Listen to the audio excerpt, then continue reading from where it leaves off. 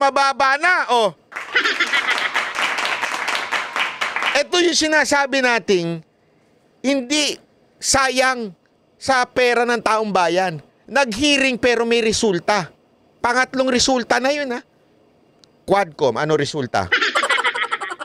Bayani ang self-confessed drug lord. May bago silang artista na paiyak-iyak.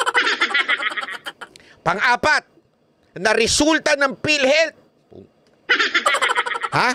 Pambili ng wheelchair. Pinag-aral na pinag-aaralan na rin i-cover yun. Malaki, ano ho yan? Malaking bagay ho yan, yung pambili ng wheelchair. Naku po. Panglima, magkakaroon na ng emergency outpatient package. Ibig sabihin, kahit hindi ka ma-confine, cover ka pa rin. Kasi, ang PhilHealth ngayon, kailangan ma-confine ka bago sagutin yung ano mo. Minsan, siyempre, ayaw mo na magpa-confine. Bakit? Kasi, kailangan mo magtrabaho. Kasi may mga ganun eh. 'Di ba? Yung kahit may sakit ka, kahit may iniindang kang may sakit, may napilayang ka, hindi ka pwedeng mag-absent sa trabaho. So, ipipilit mo. Ang mangyayari nun, hindi na cover ng PhilHealth. Pero dahil ngayon, dahil sa hearing na yan, nag-commit na ang PhilHealth na i-cover na nila yan kahit hindi ka pa i-confine. O, di ba? Ano pa? Number 6, ibinasura na rin ang single period of confinement policy. Naku, yan ang pinakamaganda sa lahat. Ano yun? Single. Simple lang po ibig sabihin nito. Kahit ilang beses kang tamaan ng sakit, paulit-ulit i-cover ng pila. Di ka tulad dati. Kasi dati, isang beses ka lang pwede magkasakit. Bali, magdi-decide ng health mo, PhilHealth. Kaya pala ang pangalan, PhilHealth. Sila lang ang magdi-decide ng health mo. So, pag nagkasakit ka sa susunod, hindi na sila kasali doon. Ngayon, wala nang ganun.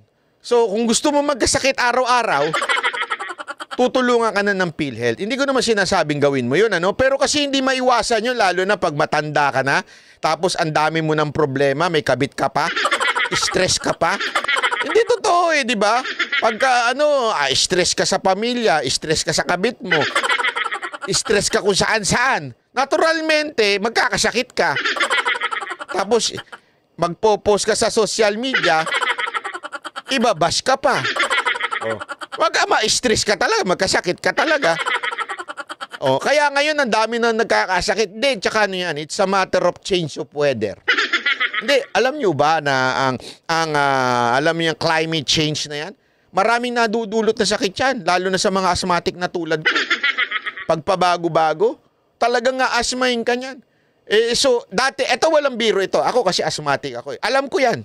Alam ko yan, nung panahon nung bata ako, once a year lang ako talagang atakihin ng asthma. Bakit kanyo? Kasi once a year, doon talaga merong pagbago ng yung biglaan, yung pa-August to November, October, ganyan, biglang lalamig. Doon, nagkakasakit ako doon. Doon ako ina-asthma. Once a year lang yan. Ngayon, hindi na. Madalas na. Bakit kanyo? Kasi nga, yung change ng weather, sobrang init, tas biglang uulan, lalamig. Yun eh. Mga asthmatic, marami pa naman sa mga Pilipino asthmatic. So, doon nagkakasakit. Ngayon, dahil sa ginawang hearing ni Senator Bongo, ano nangyari? Pwede na. Hindi lang isang beses i-cover ng PhilHealth. Pwede na uli susunod. Wala na yung tinatawag nilang single period of confinement. Di ba ang ganda? Bakit ko sinasabi ito? Etong mama, nagtatrabaho. Habang itong mga, untikan ko na naman masabi yung mura. Ayoko na talaga magmura eh. Pero nakakamura talaga itong mga Habang itong mama nagtatrabaho, yung sa kamera, ino-operate itong mama na to.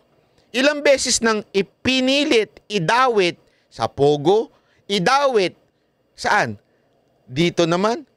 Talagang sunod-sunod na yan. Noong una, sa Pogo daw. Siya daw ang, basta, tulay. Ang daming kinukunik. This time, eto na naman. Habang yung mama, nagtatrabaho para sa mga Pilipino, yung kamera, nagtatrabaho para sirain na to. Siraan ng mga Duterte, siraan si BP Sara, siraan si Senator Bato. Ganyang kademonyo, kawalangya at mga hindot talaga yung mga congressman natin. Bakit ko sinasabi ito? Napaka-importante kasi.